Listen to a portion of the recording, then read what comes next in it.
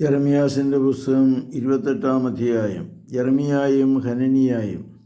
ആ വർഷം തന്നെ യൂദാ രാജാവായ സെദേക്യോന്യ ഭരണം തുടങ്ങി 4-ാം വർഷം 5-ാം മാസം അസൂറിൻ്റെ പുത്രനും ഗിബിയോന്റെ പ്രവാചകനുമായ ഹനനിയ ദേവാലയത്തിൽ വെച്ച് പുരോഹിതന്മാരുടെയും ജനത്തിൻ്റെയും സന്നിധ്യത്തിൽ എന്നോട് പറഞ്ഞു, ഇസ്രായേലിൻ്റെ ദൈവമായ സൈന്യങ്ങളുടെ കർത്താവ് അരുളിച്ചെയ്യുന്നു, ഞാൻ ബാബിലോൺ രാജാവിൻ്റെ മുഖം തകർത്ത് കളയും. ബാബിലോൺ രാജാവ് നെബൂഖദ്നേസർ ദേവാലയത്തിൽ നിന്ന് ബാബിലോണിലേക്ക് എടുത്തുകൊണ്ടുപോയ എല്ലാ ഉപകരണങ്ങളും 2 വർഷത്തിനകം ഞാൻ തിരികെ കൊണ്ടുവരും.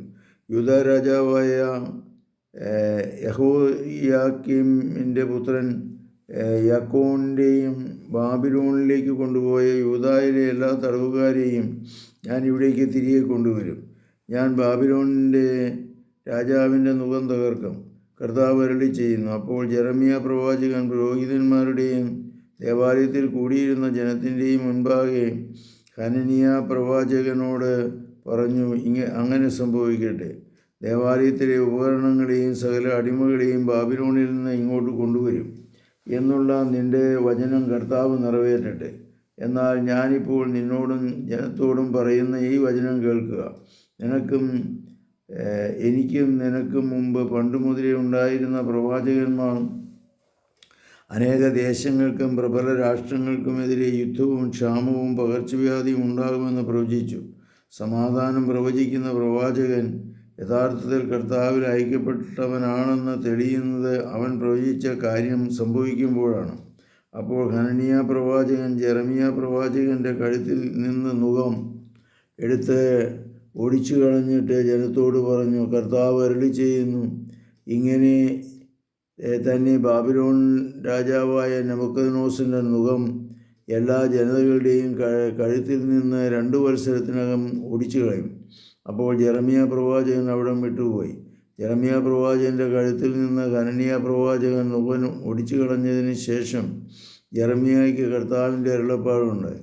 ഹനനിയായോട് ചെന്ന് പറയുക, കർത്താവ് അരുളിച്ചെയ്യുന്നു, നീ മരം കൊണ്ടുള്ള നുകം ഒടിച്ചു കളഞ്ഞതിന് പകരം ഞാൻ ഇരുമ്പ് കൊണ്ടുള്ള നുകം ഉണ്ടാക്കും. ഇസ്രായേലിൻ്റെ ദൈവമായ സൈന്യത്തിൻ്റെ കർത്താവ് അരുളിച്ചെയ്യുന്നു, ബാബിലോൺ രാജാവായ നെബൂഖദ്നേസറിനെ സേവിക്കുന്നതിന് അടിമത്തത്തിൻ്റെ ഇരുമ്പ് നുകം ഞാൻ സകല ജനതകളുടെയും കഴുത്തിൽ വച്ചിരിക്കുന്നു. അവർ അവനെ സേവിക്കും. വയലിലെ മൃഗങ്ങളെപ്പോലും ഞാൻ അവന് കൊടുത്തിരിക്കുന്നു. അനന്തരം ജെറമ്യാ പ്രവാചകൻ ഹനനിയ പ്രവാചകനോട് പറഞ്ഞു, ഹനനിയ, ശ്രദ്ധിക്കുക, കർത്താവ് നിന്നെ അയച്ചതല്ല. വ്യർത്ഥമായ പ്രത്യാശ നീ ജനത്തിന് നൽകി.